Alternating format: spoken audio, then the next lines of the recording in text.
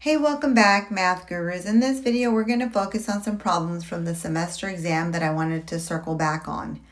So it says, a recycling bin contained 40 pounds of plastic in October and 50 pounds of plastic in November. By what percentage did the amount of plastic increase from October to November? Now, the original amount is the from, and then the new amount is the to. And I'm sure you already know that October comes before November, but in case you're always trying to figure out, well, which one's the original amount or which one's the new amount.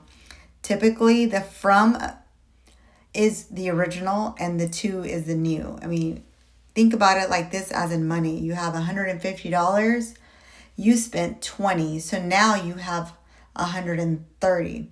So your original amount was from 150 to 120. Why? Because there's a difference of $30 that you spent. And so for percent change, it's change, which is the difference from your old to your new over the original amount.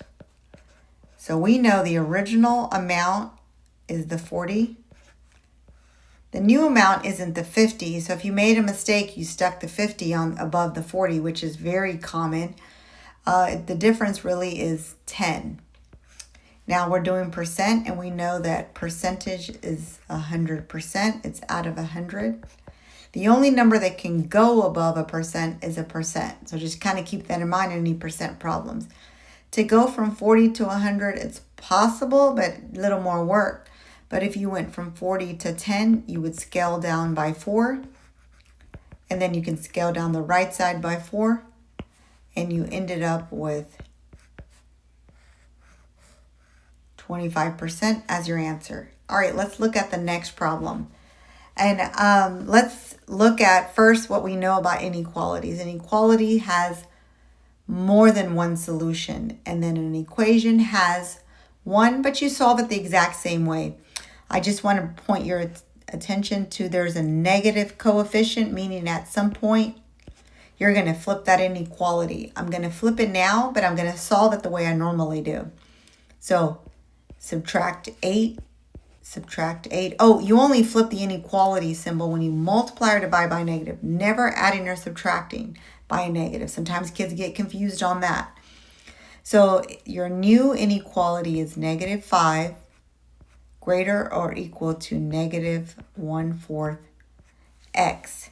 Now, you don't want to know what 1/4 of x is. You want to know what 4 out of 4 is, which is 1. Now, you have to divide both sides by negative 1/4, or you can multiply by the reciprocal. And the reciprocal of negative 1/4 is just negative 4. You would multiply both sides by negative 4. You would end up with 20 is greater than or equal to x. Now, if you notice your answer choices, all the x's are on the other side, so it might be easier to rewrite it, but keep in mind your inequality is open towards your solution as it was. So if you made that mistake, it's possible. I got kind of confused, so I have to rewrite it so I can see it with the variable on the left. All right, let's go to our next problem.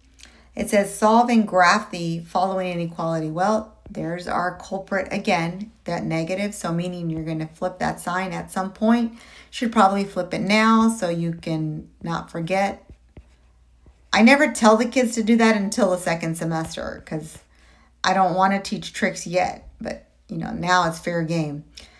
You owe $29 to somebody. You paid them back 19. So you still owe them 10. Now you're going to divide both sides by a negative 4. We've already flipped the sign, so we don't have to worry about that. X is less than 5/2. How did I know? Because 10 and 4 are both even, and all I did was scale it down by 2. That's it. Now, half of 5 is 2.5. I would rather graph that. So it would be an open circle.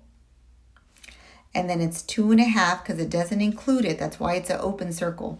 And all the numbers are smaller than 2.5. Everyone can tell me what's smaller than 2.5.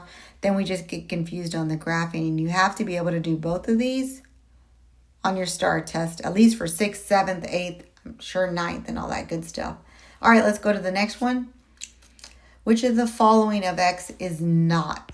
So in other words, we're looking for the false statement. So maybe write false. We're so used to just solving and looking for the correct answer. Now we're going to draw pictures for our like terms. I'm going to put a box around negative 5x. I'll also put it around the positive 4x because they're like terms. Oh, I covered that up. I can't put a box around positive 4 because it's not a like term. Now I'm going to combine my like terms. You owe $5, you pay them back 4, you're left with negative 1x plus 4. We already know because of this, we have to flip the sign. So I'm going to flip it now. It's not required. It's definitely not a teaching method. However, if you made it to the second semester, it might as well tell you. Subtract 4 from both sides. Subtract 4 to keep it balanced. And negative 1x is greater than 8. I need to get rid of that negative. So I'm going to divide by a negative 1. And a positive divided by a negative will be a negative. So we know negative 8 is true. Okay. However, what else is true? So we're looking for x is greater or equal to negative 8. Is negative 9 greater? Now think about it like this on a number line. It's probably the best way to go. Okay. The numbers to the left would be negative 9, negative 10. And the numbers to the right will be like negative 7, negative 6. And it keeps on going to 0 and the positive. Negative 9, it's to the left. So that means it's getting smaller.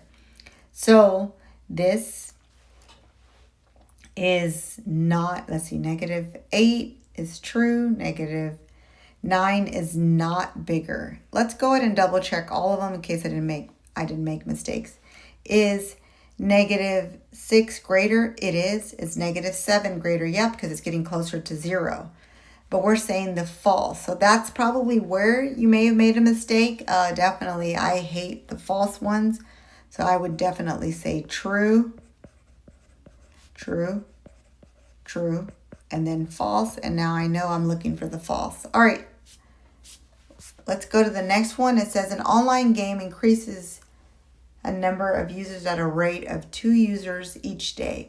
Okay, so let's keep going to see where our mistakes may have made. Graph points and create a line that best represents the relationship between y, the number of users, and x, the number of days. Use points for x equals 2 days and x equals 4. All right, if I had to guess, you graph days for 1 and 2. I'm going to go 1, 2, 3, 4. Those are all my x values. Those are the independent values you learned about in 6th grade. Now, on the first day, it's 2 days. Day 2, you remember you gain a rate of 2 days. So if at 1 is 2, 2 is 4, 3 is 6, and then 4 would be 8. You're only required to graph this ordered pair and that ordered pair. So now you have 2 ordered pairs of 2 and 4, and then 4 and 8. I'm guessing if you got it wrong, you probably use 1 and 2 and 2 and 4. So hopefully we don't make that same mistake on STAR. All right, thanks for watching. I hope it helped.